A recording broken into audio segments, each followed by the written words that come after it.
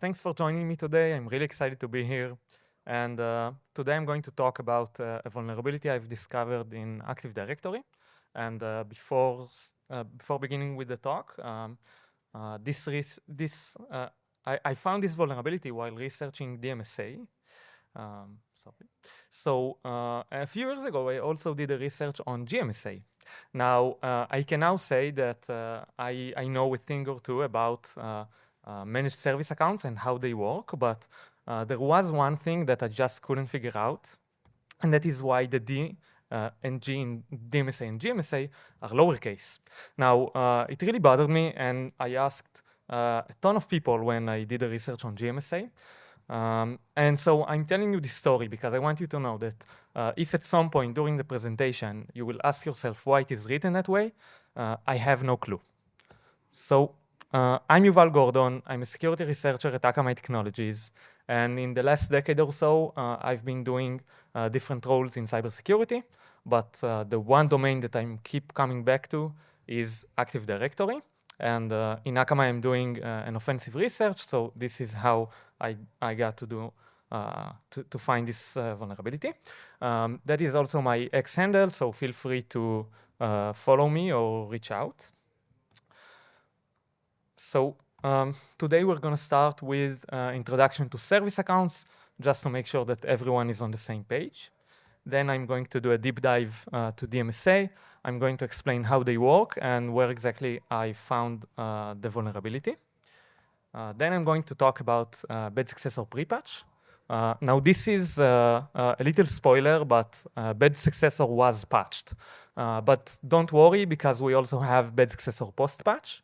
So in this section, I will cover what we can do with BadSuccessor even in patched environments. And I will talk about why I think it's still relevant. So we're going to start with service accounts. And in order to explain what a service account is, I'm going to use a story by Elad Shamir. So Elad has several security talks about Kerberos and different concepts in Kerberos. I really recommend his talks. But for now, I will, and in his talks, he uses this story that I really love. And for now, I will just summarize the relevant parts for us. So in his story, there is this amusement park. And in this amusement park, there are daily visitors. So when a visitor enters the park, they get a daily ticket. So daily ticket in the amusement park is like TGT in Kerberos. And in the park, we have a lot of rides. So we have a Ferris wheel and a roller coaster.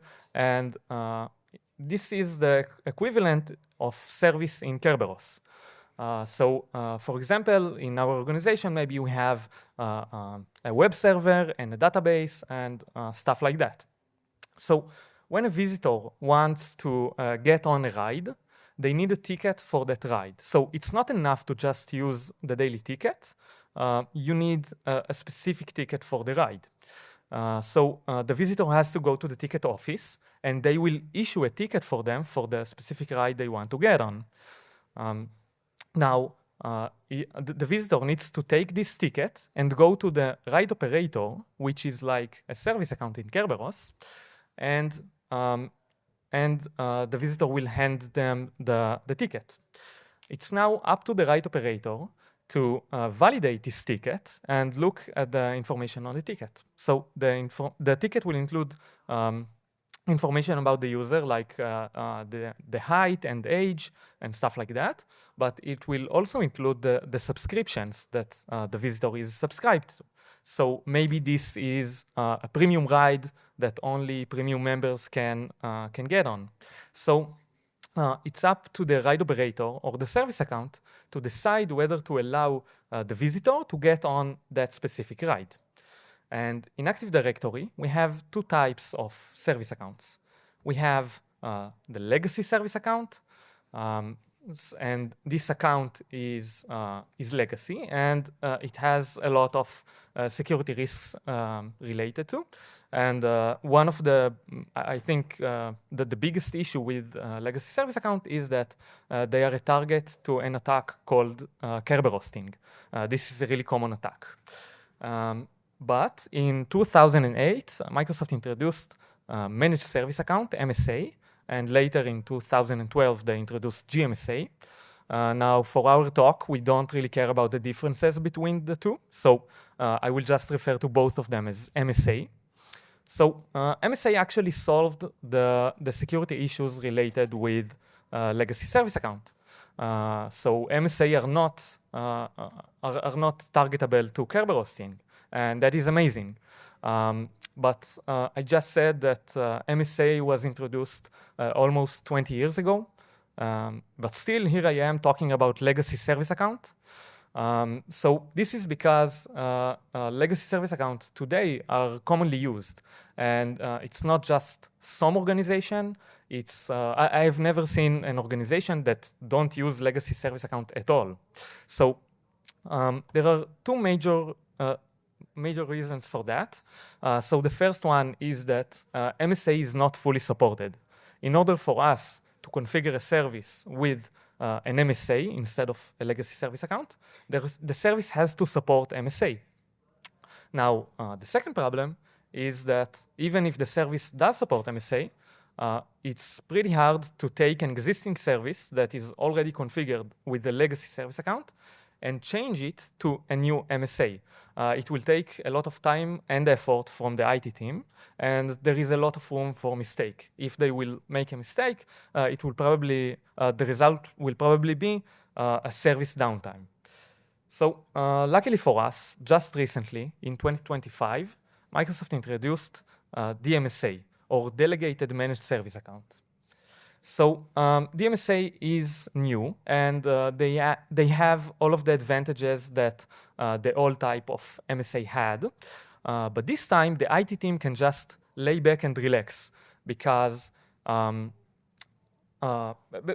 is now a really cool new migration process that lets the IT team just start a migration between a legacy service account and the dMSA. And the DC will take care of everything. The IT team doesn't have to do nothing. And all of the services that once used this legacy service account, from now on, they will use the dMSA. And it doesn't matter if the service supports MSA or not. And there is no room for mistake here. They just start the migration, complete it, and that's it. So that's pretty amazing. And when I heard about it, I was really curious on how this thing is working, because it's supposed to be real seamless, and it sounded really cool. So let's talk about this migration process. So we can actually split the migration process into 3 phases. At first, we need to start the migration, then we have to wait, and then we can complete the migration. Now, before I will talk about each of those parts, let's talk about how authentication looks like before we even start the migration. So in this example, we have an SQL server that is called SQL SRV, and this server is running an SQL service. Now, when the service will start to run, it will authenticate in the domain. I've configured it to run with a legacy service account called SVC SQL. So the service will try to authenticate with SVC SQL and send an authentication request. And the DC will reply with a TGT, with the ticket. So now that we understand this, we can start a migration and start migrating this legacy service account into a dMSA. So I've created a new dMSA. I called it dMSA $, and I started a migration. Now, when a migration starts, 2 things are happening. The first is that the accounts are being linked. So the dMSA will have an attribute that will point to the to SVC SQL, the superseded account, and SVC SQL will have an attribute pointing to the dMSA. And the second thing that will happen is that SVC SQL, the legacy service account, will be granted write permissions on a certain attribute on the dMSA. Now, this attribute is a pretty important one. This attribute controls who can authenticate as the dMSA. So in the next slide, I will show why this is so important and when it is used, this permission. So now we started the migration, and now the service wants to authenticate once again. So it will send an authentication request, but this time the DC will reply with a TGT, but this reply will have an additional information, which says this user is going to be superseded by dMSA $. Now, when Kerberos client receives this message, Kerberos client is what takes care of the authentication on the server, on SQL SRV. So when the Kerberos client will see this message, it will just automatically use SVC SQL to request the DC to allow SQL SRV, which is the current server that we are working on, to access dMSA $. And as I said in the previous slide, SVC SQL has been granted permissions on the attribute that controls who can authenticate as a dMSA. So this request will work. Now, this is a really important part. This is why we have the waiting phase. This is because we want to make sure that every server that is currently using the legacy service account will have time to authenticate, and when they will authenticate, they will gain access to authenticate as the dMSA. So once the migration will be completed, every server that once used the legacy service account will now be able to use the dMSA. So now we wait for about a week, and after a week, we can complete the migration. So when we do that, the legacy service account will be disabled, and some Kerberos configurations are being copied to the dMSA.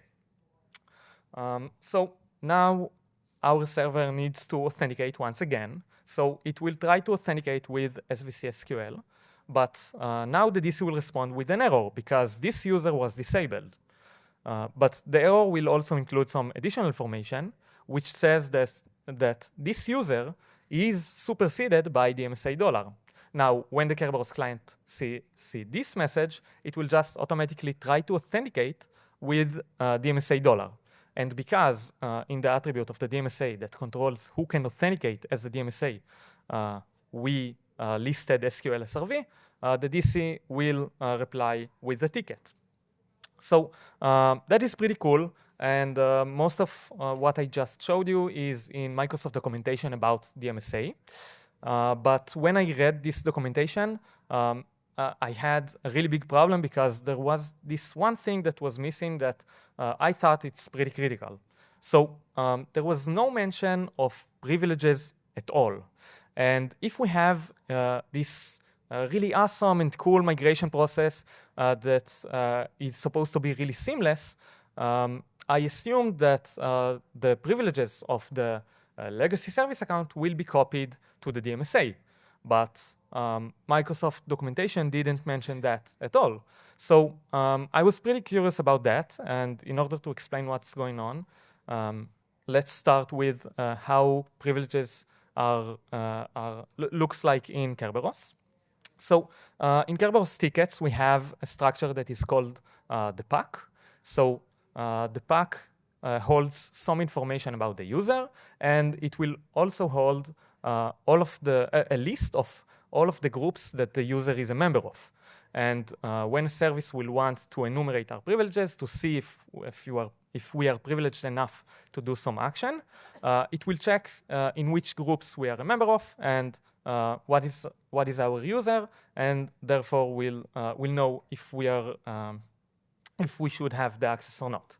So if we had the legacy service account, SVC SQL, and this user was a member of several groups, I've now created a new dMSA, and I completed the migration, and I checked to see if the dMSA is a member of any group. Maybe the group membership was just copied, but no, the group membership of dMSA was empty. So I expected the pack of the dMSA to look something like that. But if that's the case, that will be a huge problem because it means that they don't have the same privileges and the service will just won't function properly. So I guess Microsoft engineers have to watch Dragon Ball because they knew that when a problem is just too big, there is only one solution, fusion. So when we authenticated as the dMSA, the DC built the pack for that user, just as in the normal process. But then it checked if this user is superseding another account. And because we are superseding SVC SQL, the DC now also builds the pack for that user. And then the DC will just merge the two. And with this way, the DC ensures that the dMSA has the exact same privileges that the SVC SQL had. So when I saw this pack, I was pretty amazed. It means that now we have a mechanism that lets us take the privileges of one account, just copy it to another without changing any group membership or anything like that. So I was really curious if this is abusable or not, and it is. But in order to explain how I managed to abuse it, we need to talk about the migration and how we actually start it. So when we want to start a migration, we need to run this PowerShell commandlet. So this PowerShell commandlet, if we will try to execute it as a non-domain admin, it will fail. So in order to understand why, we need to know what this command is doing. And this command, as it turns out, is just a wrapper to an LDAP root DSC operation called migrate AD service account. So so this is just a request that is being sent to the DC to invoke some functionality.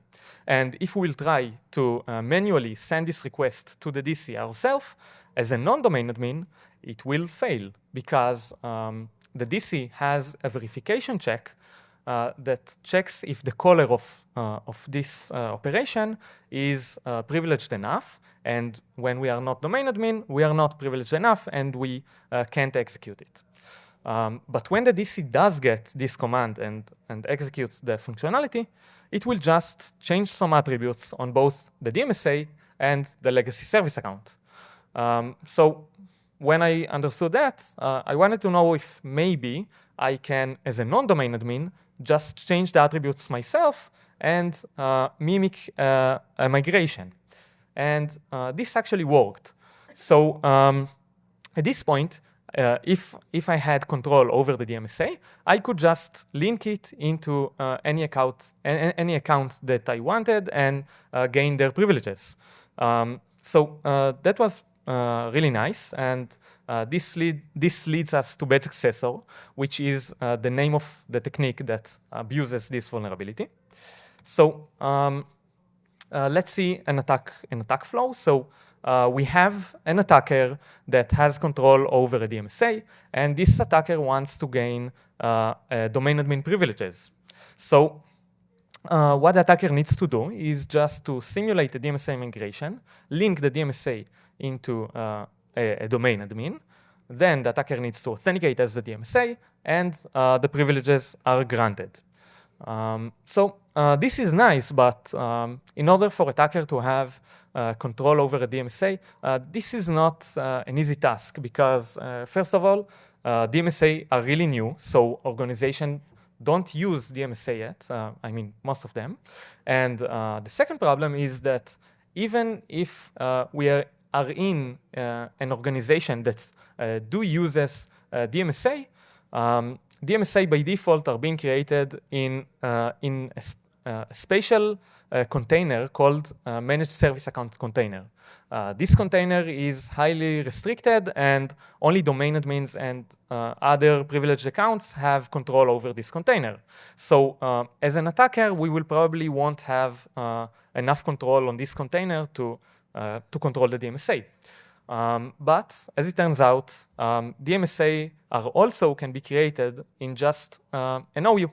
So while gaining access to the managed service account container is really hard, gaining control over any OU is a much, much easier task. And just to make sure everyone understands, OU in Active Directory is organizational unit. It's like a folder.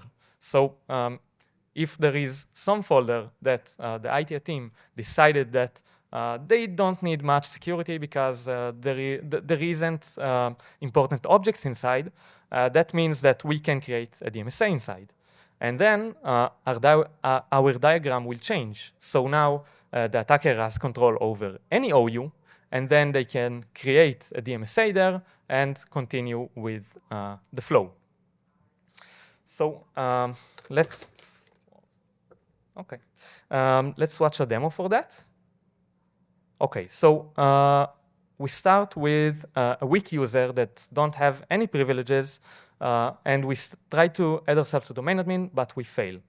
Now we see that we can create objects in an OU called temp. So we are going to use these permissions to create a new dMSA. We will now try to link this dMSA to the administrator account, and it succeeded.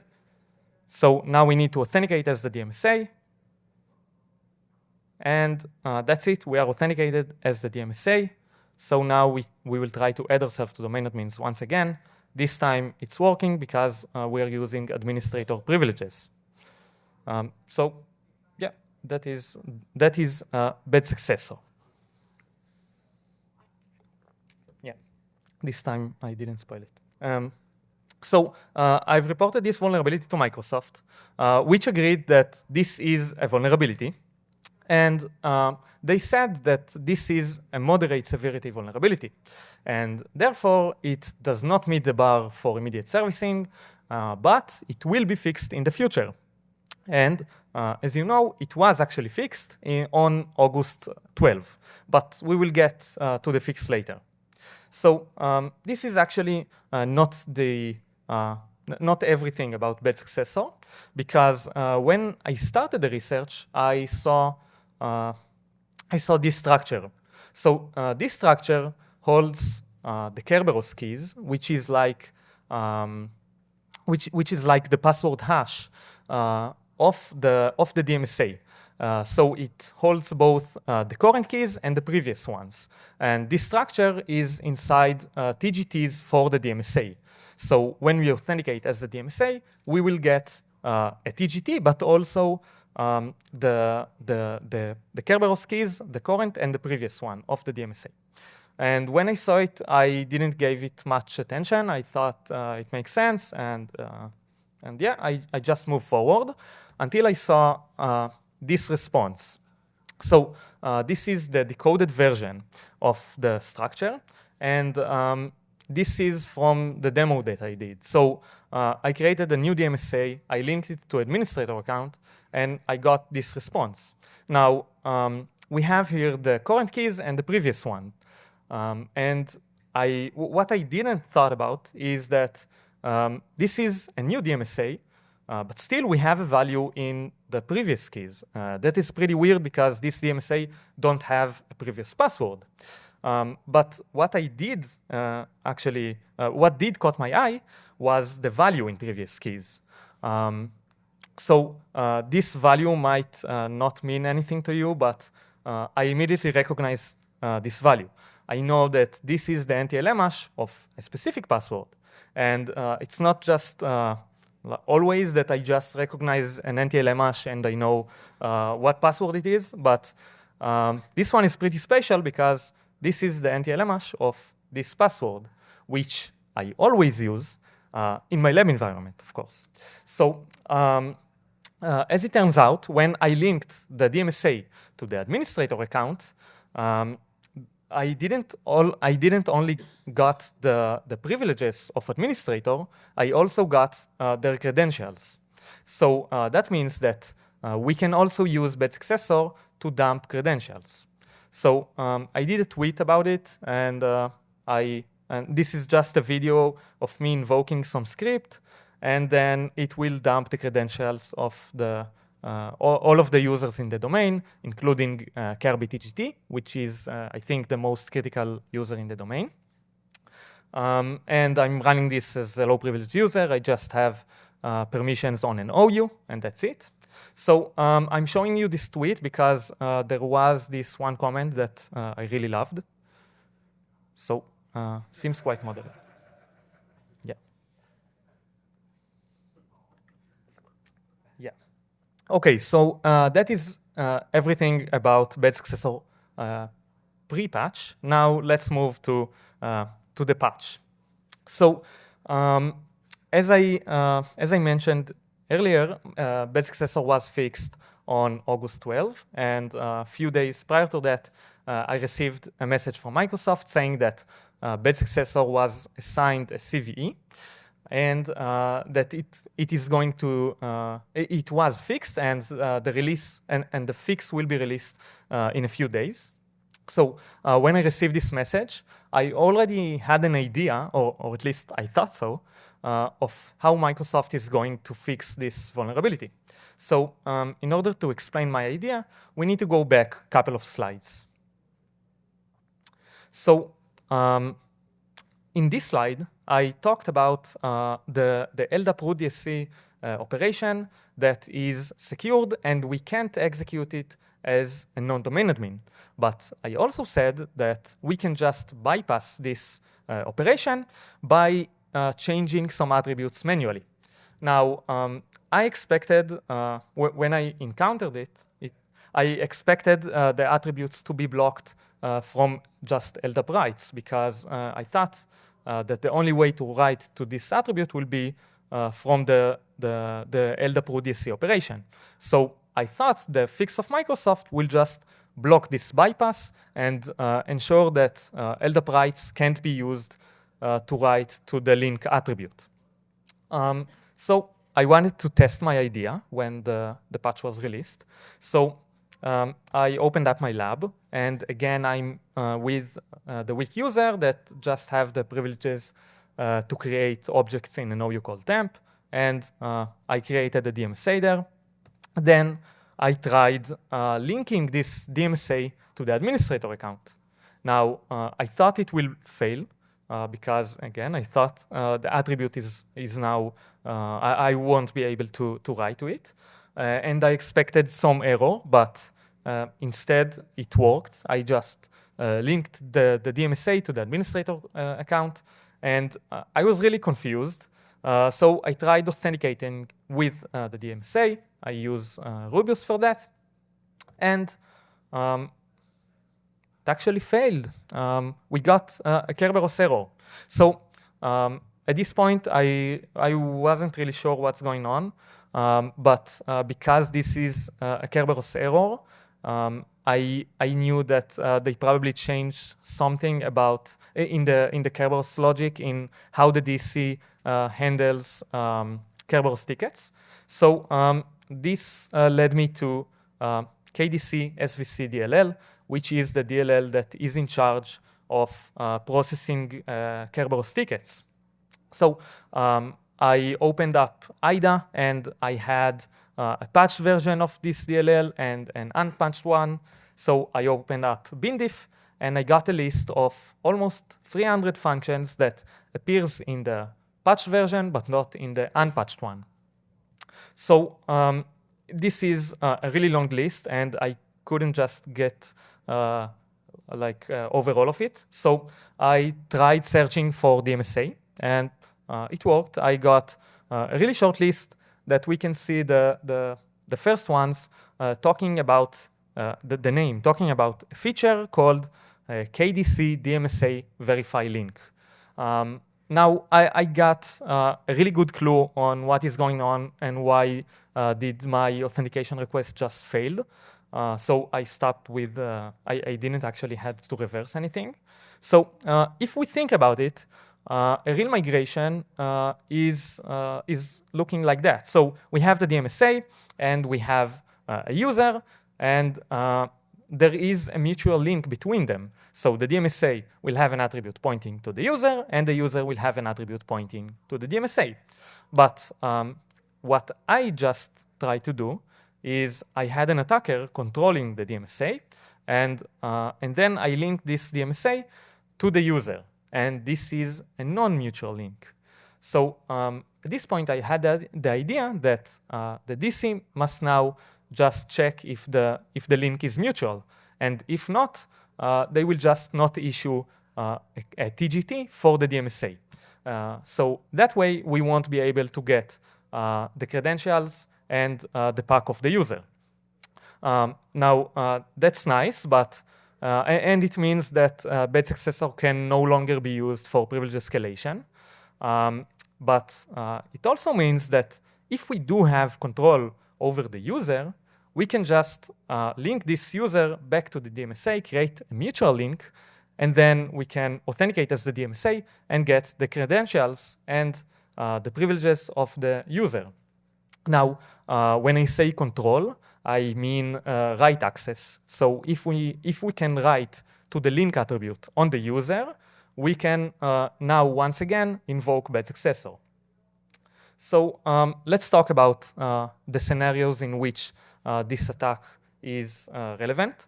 So I think there are two different scenarios, and I want to say that the two of them are not novel.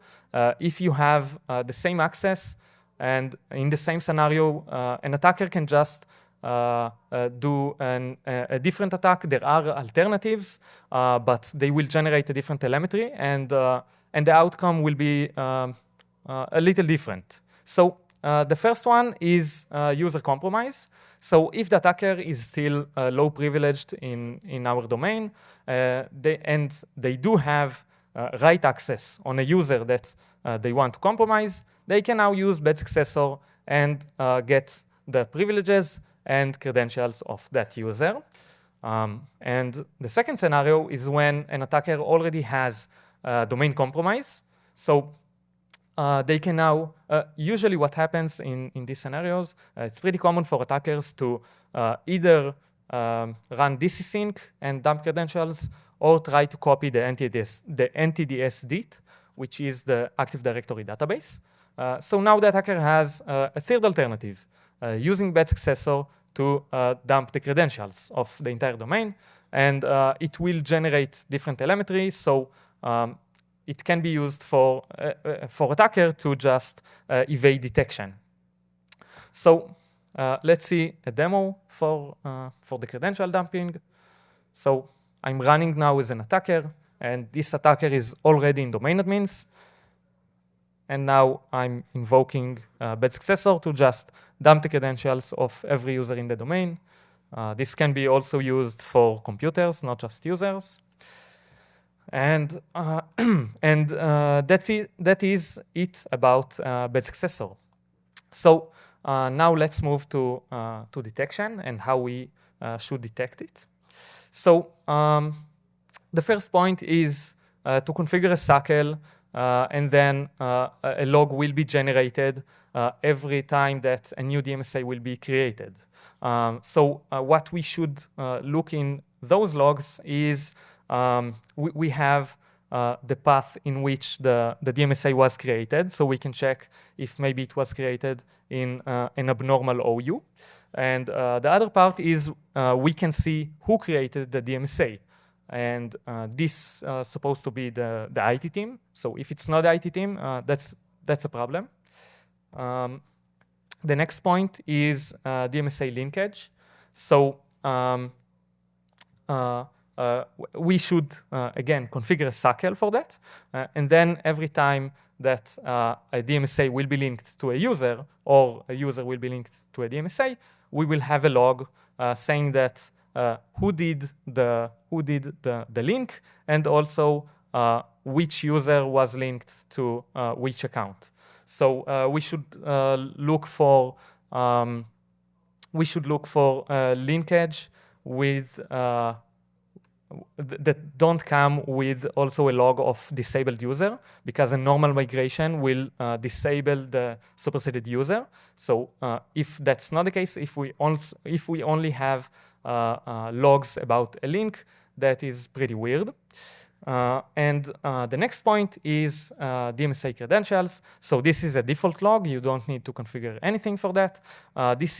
This was a log for dMSA, but when we authenticate as a dMSA, this log will also be generated.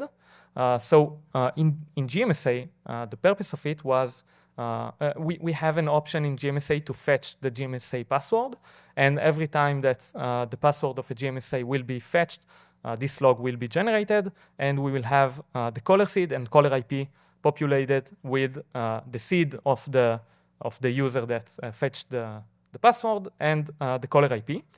But when you authenticate as a dMSA, this log will also be generated, but it's pretty weird. We do have the distinguished name of the dMSA, but in the caller seed field, this is populated with the seed of anonymous logon. Now this is pretty weird.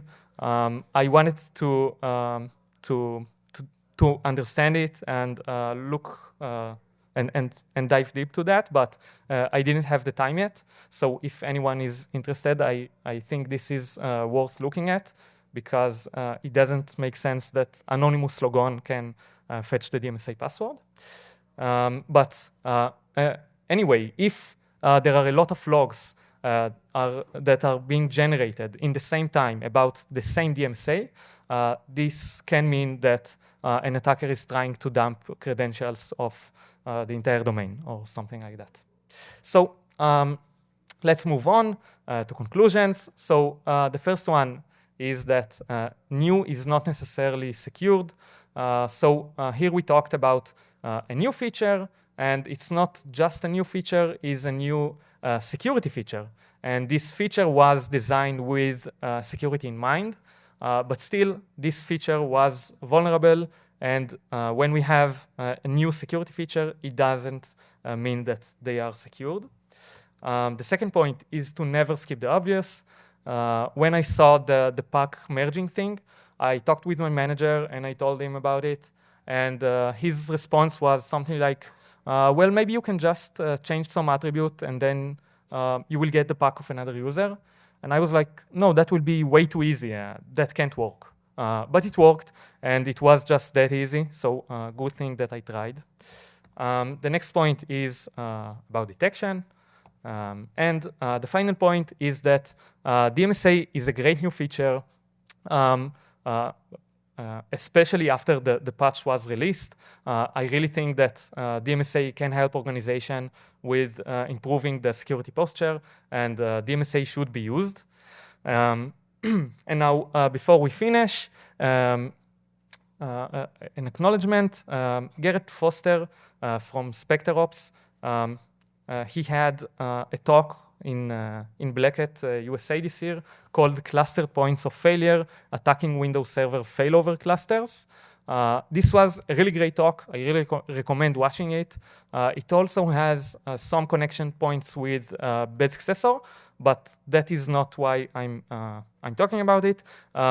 He had a really amazing presentation, and I asked for tips. So he really helped me with building this presentation. So thank you, Garrett. And that's it. Thank you so much.